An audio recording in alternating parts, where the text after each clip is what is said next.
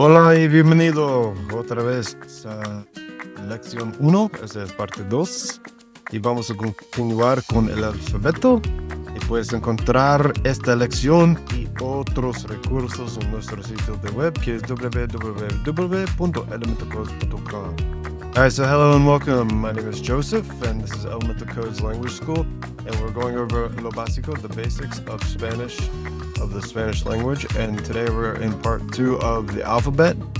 I'm breaking it down into smaller sections. We have a full video that is out there. It's like over an hour long, but I'm trying to break them down into smaller sections so that you choose what you need to study, and if you want to go over something specific, then you don't have to listen to an entire hour. You don't have to try to find it or whatever. Today we're going to go over examples of each letter of the alphabet being used in a sentence or a question. And if you go to our website, www.elementalcodes.com, you can find this video and other resources just by clicking on some of the social media like YouTube or Rumble. This video should be there on our YouTube page or our Rumble page. And I'm also going to post links to the actual video on the lessons, but it's a work in progress, so it's going to take some time. Alright, so this is el alfabeto, the Spanish alphabet, or you might hear el abecedario. And we're not going to go over the alphabet again. I did that in the last video, so if you need to review that, then check out the last video. Okay, so in this one, we're going to go over examples. Each letter is used in a verb, or there might be a noun if a verb is not necessarily available. Most of the verbs I tried to choose were ones that were common, that you would hear in a daily conversation or conversations. And I will say the verb, I will say the English meaning of the verb, and then I will say the question or the phrase. And as a side note, you might see an upside down question mark in Spanish or upside down exclamation point in Spanish, and you might be wondering why. So the reason is that a Spanish sentence could be a question or it could be a sentence. And so the way that it's written out, if I didn't have por favor on the end, this could be podría abrir la puerta, or it could be podría abrir la puerta. So it could be a question or a statement. And so that's why you have a question mark upside down, is to let the person know, especially when you're reading, obviously, because that's the only time you see them, is to let the person know that that's going to be a question so that they know ahead of time that they need to raise their voice at the end. Make sense? Okay. And the exclamation point is the same type of concept. And so you know that it's an exclamation. All right, so let's get started. And once again, I will read the verb. So we'll get started. I will read the verb, and then I will tell you the English meaning. And then I will read the question, and I'll break down the question or the sentence into English, okay? So let's get started. All right. So abrir, the letter A is abrir, which means to open. And the example given is podría abrir la puerta, por favor. Podría abrir la puerta, por favor. Okay, so podría comes from the verb poder, which means to be able to or can. If you watched the full lesson, you would see that. Abrir means to open, that we've learned. La puerta is the door. And we'll get into nouns and like why some are la and some are el, like el dinero, and then las, and then los cheques. Okay, so we'll get into that when we get into nouns, but just understand that there are 4 different ways of writing a noun, if it's masculine, feminine, plural masculine, or plural feminine. It are the 4 different ways. But we'll get into that later on.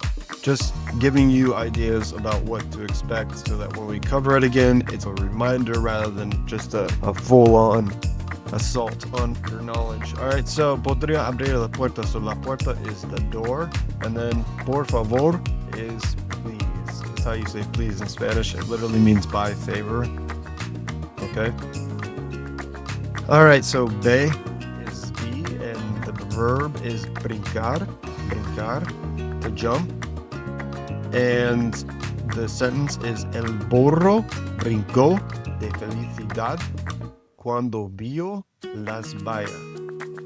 El burro brincó de felicidad cuando vio las bayas.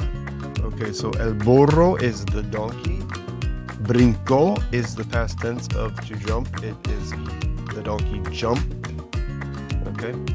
De felicidad is from joy or from happiness. So felicidad is happiness or joy. Okay. Cuando is when, like when. Vio is he saw. He saw because el burro is masculine, so it will be he saw. Or you could say it saw if you want to be more English. Okay, when it saw. Las bayas are the berries. Las bayas. Okay, so that's be. All right, say. Say is cantar, to sing. Cantar.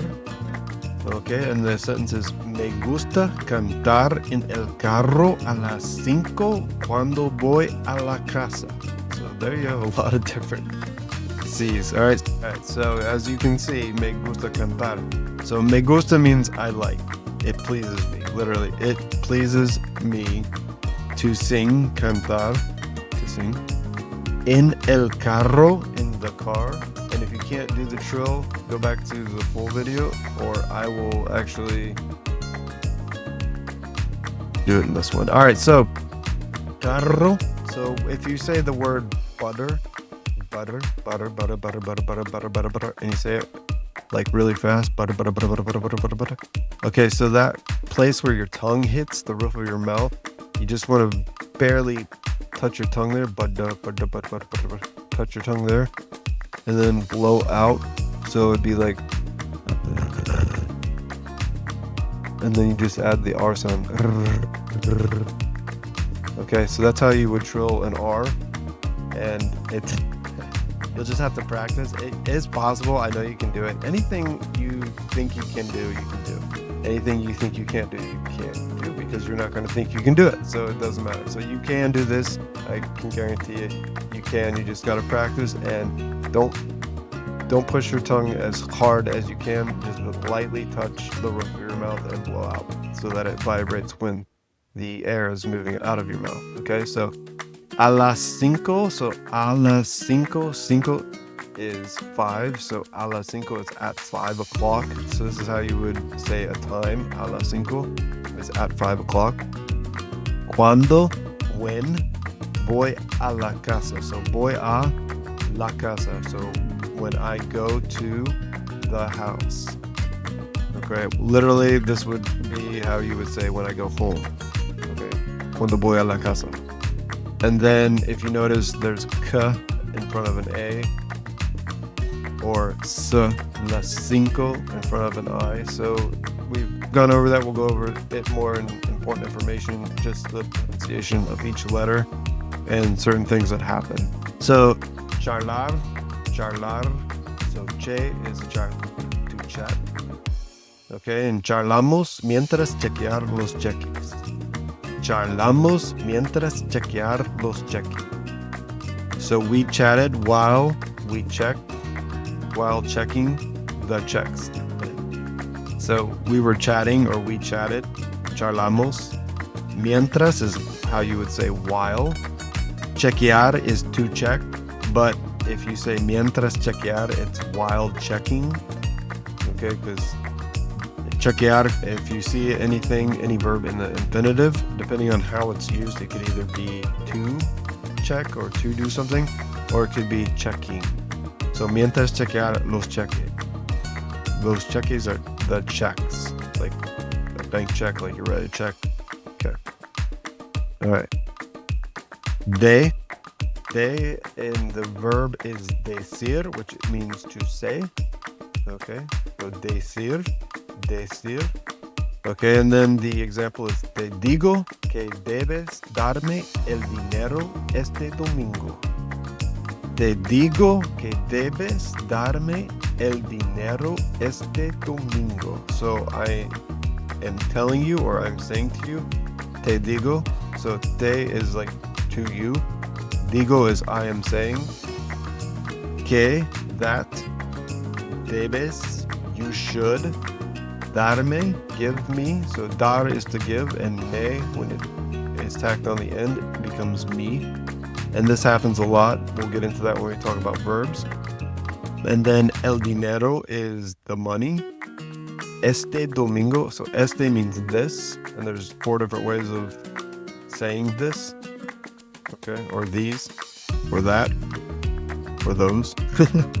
Este means this, and domingo is Sunday. And you'll notice that domingo, even though it's Sunday, is not capitalized. There's a lot of things in Spanish that are not capitalized that we would capitalize in English. One of them is days of the week, and the other one would be the months of the year. Okay, and there's certain other things as well. All right, A is in English. So A, entender, to understand. Entender. Okay, this is a short sentence. No entiendo eso. No entiendo eso. So to make something negative, you add no in front of it. So entiendo means I understand. And then eso is that. And then to make, so entiendo eso means I understand that. But to say I don't, you just add no to the front of the verb. And so it's no entiendo eso. So I don't understand that. Okay. F and the example is firmar, which means to sign. And we see the question mark that's upside down, which lets us know that this is going to be a question. So we need to raise our voice at the end of the sentence or the question. Okay, so ¿puede rellenar este formulario y firmarlo, por favor? Okay. ¿Puede rellenar este formulario y firmarlo, por favor? Okay, so puede means are you able? And you'll see podría, would you be able? Okay. Puede is are you able. So it comes from the same verb, poder, but it's 2 different conjugations. And one means, podría means would you be able? And this is are you able? Okay. And I said in the first video that you want to think of this as to be able to, but you can translate this as can you. It just makes a little bit more sense to say are you able, because then you have the next verb in the infinitive, which is to fill out, rellenar. So can to fill out doesn't make a whole lot of sense, but are you able to fill out makes a lot more sense. So that's why I said think of it as to be able to. So are you able to fill out? Puede rellenar. So that's how you would say are you able to fill out? Este formulario. Este is this. You saw that up here with Domingo. Formulario is form. Y, when you see Y by itself, it could either be a Y or it could be an actual E, like by itself. And we talked about that in the first video, but I'll explain that a little bit later. And then this means and. Firmarlo. Firmar means to sign, and lo means it. Okay, and we'll get into all this stuff later on, but I just wanted to introduce you to it so that when it comes up later, you'll be like, oh yeah, I remember that from the second video or whatever, third video. And then por favor, we said up here was please. So puede rellenar este formulario y firmarlo, por favor.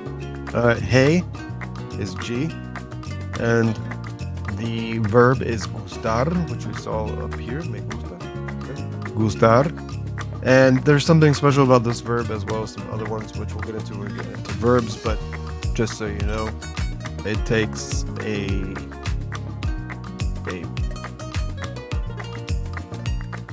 so we'll get into this later when we get into verbs, but it's conjugated a specific way, so we'll talk about that a little bit later. But the example sentence is la gente le gusta gritar cuando está emocionado.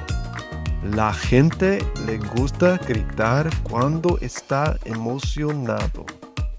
So la gente means the people, and it will always be singular. There's some certain nouns that are like this.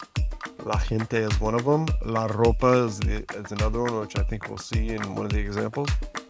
But they're always singular. They're never plural unless somebody makes an error or something. All right. Le gusta it is pleasing to the people. Le gusta. La gente le gusta. So literally, the people, it is pleasing to them. Okay. And because it's singular and it's always singular, it's going to be le. All right. And then gritar. Le gusta gritar. So the people, they like to scream or to yell. Le gritar. Cuando is when. We've already seen that several times. Right here and right here. Cuando. Está emocionado.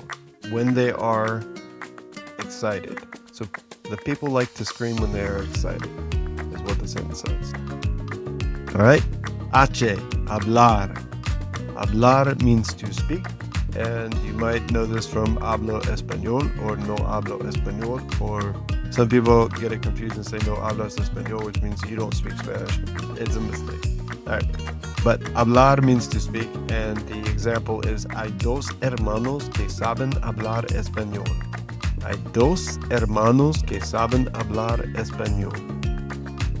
I means there is or there are, and you'll know with what follows it is plural or singular. In this case, there's dos, which is two, hermanos, which has an S, so we know that there's two brothers. So there are two brothers. Que saben, that they know, those dos hermanos saben, they know, hablar, to speak, español, Spanish. So saben hablar español is how you would say they know how to speak. There is no how, but it's just the way Spanish is structured, so you won't necessarily need to add a how. Saben cómo hablar español. You can say saben hablar español, and that's they know how to speak Spanish. Okay, so that's something that's a little different, is that you can't think in English necessarily, you have to think in Spanish. But in this case, there are two brothers that know how to speak Spanish, is how you would translate that. All right. And then E, and I think we'll stop with this one since it's already like 20 minutes. But E, the verb that's given is ir. This is important. This will help you to do the future tense if you can't remember how to conjugate in the future tense. So this is ir, which means to go. The sentence is, ella necesita ir a la tienda para comprar comida. So ella is she, necesita, needs, ir, to go. And then after ir, so after ir, there's always an a. And if there is a definite article that is masculine, what will happen is that in masculine is el. Okay, so el dinero. It'll merge together and become al. Okay, just to let you know, and we'll go over this a little bit later, so don't worry about memorizing it. I'm just introducing you to stuff as it comes up, and that way when we go over it later and I explain it, it'll be a reminder rather than just throwing you at it. So I want you to forget this stuff. You don't have to remember it all, but I want to remind you, because as you're reminded, once you forget, those paths in your brain are carved out even deeper, and then that's how you start remembering. Okay, so if it's in front of la, it doesn't merge, but if it's in front of el, it does. So ella necesita, she needs, ir, to go, and then to go, ir always has a after it, even if it's conjugated. Okay, and there are exceptions, but for the most part, ir a la tienda, to the store. Okay, so she needs to go to the store. La tienda is the store. Para can mean for, but if it's before a verb in the infinitive, it means in order to. Okay, so para comprar means in order to buy. Or this actually means in order. And then this would be to buy. So para comprar, in order to buy. Okay, so if you remember that, this is going to be one of those things that drive English speakers crazy, is knowing the difference between para and por. So for is over here. It also means for or by. This means for or in order. Okay. like in order to buy. Comida is food. So I'm just gonna break this one down, and this slide I'm probably gonna do the other slides in different parts because it's taking a long time and I don't want these videos to be too long. But these are the example sentences, and we'll get into the next ones and we'll do different videos for the next ones. That way it's not too long and you can go over each slide individually. So I'll just go ahead and just do another video for the next letters and then another video for the last group of letters. But in order to help you in your Spanish learning journey, I would suggest these tips. I've gone over them in the last videos, but I'll just go over them real quickly right now. I'm not going to explain them. If you want to know a little bit more, go back to one of the first videos, but basically it's self-explanatory. So read books in Spanish and read it out loud. And this will help you practice speaking. Get a journal, write down your vocabulary word that you're learning and vocabulary word that you don't know. Write down words that you don't know. If you're thinking in English and you come across the word and you're like, how would I translate that into Spanish? Write it down and then translate it. Do that kind of stuff. There's also other things that I thought of, which one would be, it would probably be annoying. There are people that have done it where they have like post-it notes and they write the Spanish word and they'll stick it on whatever the object is, but then you have post-it notes all over the place. So you can do that if you want to, but I would suggest just learning the word and maybe getting a note card or something, or even using an app. There's apps that allow you to create your own flashcards, okay, like Anki Droid and whatever it is for Apple. All right, watch shows in English with Spanish subtitles, Spanish with English subtitles, and then Spanish with Spanish subtitles. Make sure you know what the movie is about. Watch it enough to where you know what it's about, and then watch it in Spanish. This is definitely easier to do now since we have Netflix and all the other streaming companies. All right, I wouldn't recommend putting your device in Spanish until you actually have a grasp of the language. That way you can know how to get it out. If you don't know what's going on, okay, it's going to be harder. All right, listen to podcasts, books, and lessons in Spanish. I recommend Audible.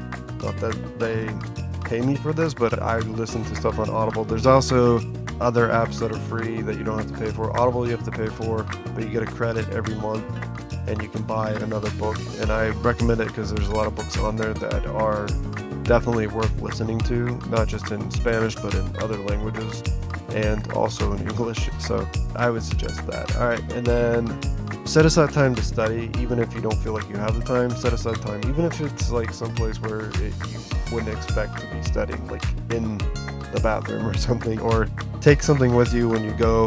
Let's say if you're a guy and you're going with your wife and she wants to go shopping, but you don't want to go in the store because you don't want to chase her around in circles. If it's ever happened to you, I usually bring a book and I just will sit in the vehicle or sit somewhere and wait for her to walk around in circles so I don't have to follow her around, and I'll study or I'll do something else, okay? I've got apps and all kinds of stuff. Make friends on social media. Be careful. There are crazy people, but there are awesome people out there too. So this is not necessarily a scary thing. It can be a good thing, but there's some weird people, man. I could tell you some stories. Maybe I will in a future podcast. All right. And then join Facebook groups, and there's Facebook groups where it's Learn Spanish or whatever, and you can join and they post stuff on a regular basis. You can also subscribe to YouTube or Rumble. I'm going to have to add Rumble because Rumble is a new platform that's coming up where there's a lot of video games and stuff on it, but there's also other stuff, and so you can watch videos in Spanish.